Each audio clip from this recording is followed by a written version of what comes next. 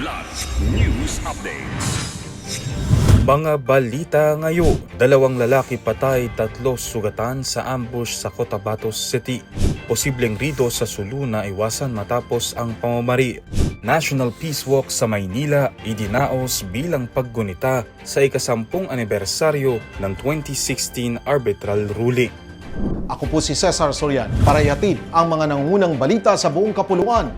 Ngayon, 2 lalaki ang nasawi habang 3 ang sugatan matapos tambangan ng mga armadong salarin ang 2 motorsiklo sa San Pablo, Barangay Rosary Heights 11, Cotabato City alas 3 ng madaling araw nitong Sabado, Hulyo 11. Kinilala ng pulisya ang mga nasawi na sina Ibrahim Mia at Aldren Caricio Queda.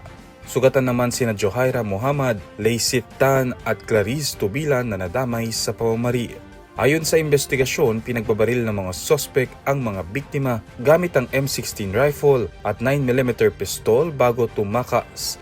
Patuloy na sinusuri ng mga otoridad ang posibleng motibo kabilang ang personal na alitan, love triangle at illegal na droga, ngunit wala pang kumpirmadong dahilan sa insidente. Nagsasagawa na rin ng hot pursuit operation ang Cotabato City Police habang hinihigpitan ang mga checkpoint at sinusuri ang mga CCTV footage upang matukoy at maaresto ang mga responsable. Napigilan ang posibleng paglala ng alitan sa pagitan ng 2 pamilya sa Siasi, Sulu matapos ang isang insidente ng pamamaril noong Hulyo 8 ayon sa militar.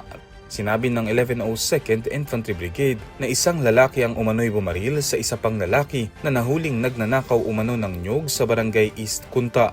Agad na naisugod sa ospital ang biktima habang na-recover sa lugar ang isang caliber .38 revolver na pinaniniwala ang iniwan ng tumakas na sospek.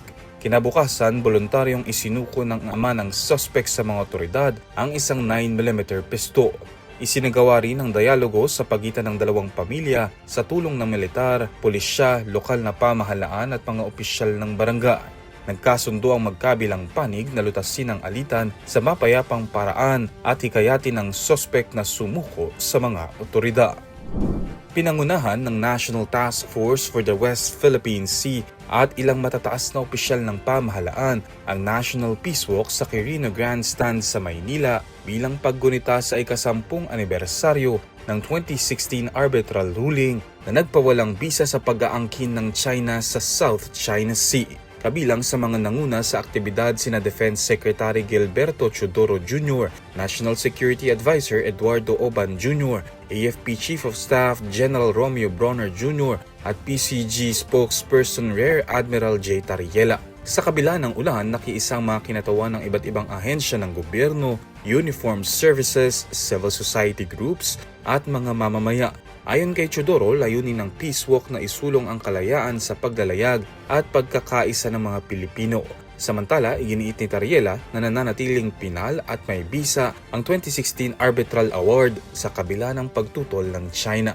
Nagtapos ang programa sa isang sabayang resonance tribute kung saan 10 beses na pinatunog ang mga busina at kampana bilang simbolo ng pagkakaisa at paninindigan ng bansa. Para sa Kidlat News Channel, ako si Renzo Lenon, nag-uulat. ako po si Cesar Soriano kasama nyo sa bawat pagputo ng balita.